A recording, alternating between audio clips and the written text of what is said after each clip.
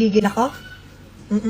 Nagtagal-tagal ko pre-practice yung magkilay-kilay, yung proper shaping, proper shading. Alam mo yon, yung hirap na hirap ka pa i-shape sa lapis, yung kilay mo, tapos pagdating sa kabila, hindi na pantay. Tapos malalaman ko, meron pala mga ganito-ganito na. May mga nauuso na palang ganito. At dahil dyan, i-try natin. Tignan mo yung itsura niya, sobrang cute. This is from Pink Flash Eyebrow Stamp. Stamp na ngayon. Meron siyang kasama mga ganito sa loob. Ang dami niyan, guys. Dito mo pipiliin kung ano yung magiging bagay na shape sa kilay mo. So, let's go. Pumili tayo. Ito ba? Uy, in fairness, kasi agad ha. Ito ba? Nope. Nope. Ito ba? Uy, pwede rin to. Or ito ba?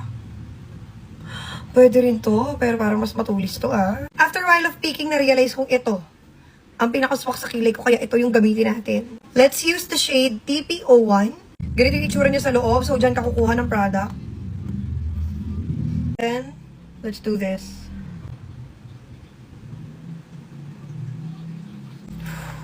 I'm so nervous.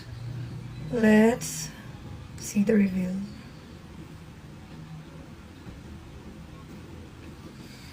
Pero siya kasamang spoolie sa loob, so let's just blend it a little.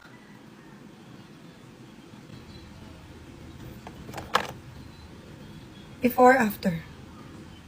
Oh my God, ang bilis! Siyempre, lagyan din natin itong kabilang side para pantay naman.